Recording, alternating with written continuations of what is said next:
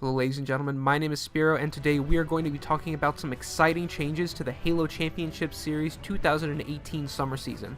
And if you guys have been following Halo 5 since the very beginning back in 2015, you'll know that we've been playing about the same maps and game type rotations basically since day one. A little bit of changes here and there, some maps taken out for others to be put in for things like Slayer and Strongholds. Obviously game types and whatnot come in, removed, but for the most part the maps have stayed pretty much about the same since I would say probably the summer of 2016 around there. So for the first time since the beginning of Halo 5 as an esport, we're going to have 3 new maps enter the Halo Championship Series rotation for the summer 2018 season. And those maps are called Fissure, Echelon, and Refuge. The first map we are going to be talking about today is Fissure.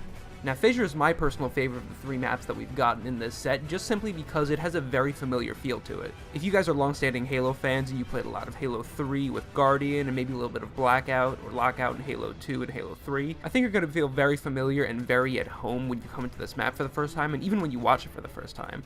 Now, Fissure was one of 2 maps added to support the Oddball game type, and that's actually the only game type that it is played on, which to me is a little bit of a loss and a little bit unfortunate because I truly believe that it would make a very good Slayer map. The spawns on the map are fantastic. It's very easy to control a lot of the bases and to see a lot of the different places that your team does need to control on the map in order to be successful and win. And I think overall, just looking back from maps such as Guardian and Lockout, it would be a very, very entertaining series of Slayer to watch. But, you know, that's something to look out for the future. We'll see how Fissure does as a map in the HCS when it comes out, but for now, Oddball is the game type that we got. In terms of the main areas of the map, we have the 2 bases on either side, the blue and the gold bases, and a middle right in between them. One of the most interesting things for me about this map is that there's no power weapons on it at all.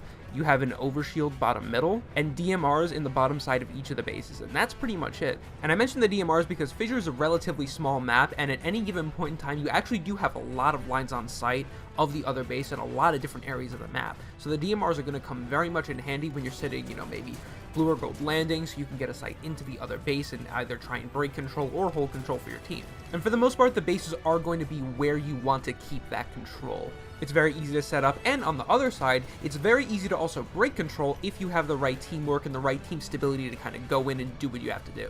There are also grav lifts bottom middle, which I think are very situational, but also provide a lot of abilities to flank your opponents when necessary. Overall, Fissure is a fantastic map from the few times that I've played it, and I cannot wait to see how it's played for Oddball in the HCS later this month. The next map we're going to be talking about, which is also used for Oddball only, is Echelon. Now, when I first saw and went into Echelon for the first time, I admittedly was a little bit arguable, a little bit hesitant, a little bit suspicious of how the map would play out competitively, but honestly, after having played it a lot more, I have been having an absolute blast with this map. In terms of power weapons and power-ups, there is a rocket launcher in the elevator side of the map and an active camo at the Pelican side. So if you spawn in blue, you're going to be a hell of a lot closer to the active camo, and if you are red, you're going to be spawned a lot closer to the rocket launcher. That's not to say that the reds can't run all the way over to the active camo to start off, or the blues can't run over to the rocket launcher, obviously. I think the rocket launcher is probably going to be the more contested of the 2 items at the start of the match, but that's obviously where the spawns are going to lead to. So in terms of the map itself, it's extremely tight, and there's not really a ton of weapon pickups.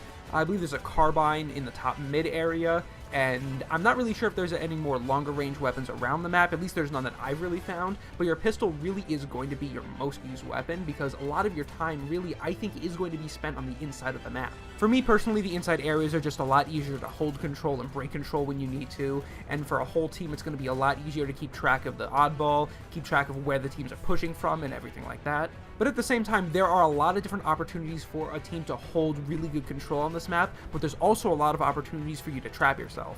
So there's a lot of different ways that you can move around this map, a lot of different jumps, a lot of different hold positions, but at the same point, there's a lot of different areas for the enemy team to come and break that setup. So I think team cohesion is going to be very, very important, and just general map awareness is going to be very, very key to winning this map. I am very curious at how it's going to be viewed from a spectator standpoint when we start out. I think for the most part, if you don't really play the map a lot or you don't really understand the map fully, I think it's going to be a little bit more difficult for viewers to fully understand and grasp everything that's going on at any given point in time. But that's obviously something we're not going to know until competitive play starts. And the last map that we have to talk about today is going to be Refuge. Longtime fans of Halo should recognize this map almost immediately as Sanctuary from Halo 2. Also from Halo Reach in the competitive setting, Sanctuary was in there as well. Halo 2 Anniversary also had a version of Sanctuary, and now we are getting it back again for a third time in Halo 5. Not much has changed on this map, basically at all. All the weapons that you would expect are in the same exact location. Snipers are in both of the huts. There's a rocket launcher bottom ring. Battle rifles are still at the same spot on each of the bases. And it's also going to be playing on the same exact game modes that it always was, being Capture the Flag and Slayer. The biggest changes design-wise, I think, would be that if you're someone who started playing Sanctuary first in Halo 2 Anniversary, there was a rock in your core. Not the one that allows you to jump into your hut, but the other one that allows you to jump up to the bridge that connects over to Ring. That has been removed in this version of Sanctuary, kind of going back to the old Halo 2 and Halo Reach style versions of the map. And kind of to be expected, but the waterfalls that dropped on each of the bases via a button that was on the top side of the base has also been removed, which I like a lot. I wasn't a huge fan of it in Halo 2 Anniversary. I think it worked for what it served, but for the most part, I kind of thought it was annoying as anything. So I'm pretty happy to see that they're going back to the kind of old-style Halo 2 design for this version of the map.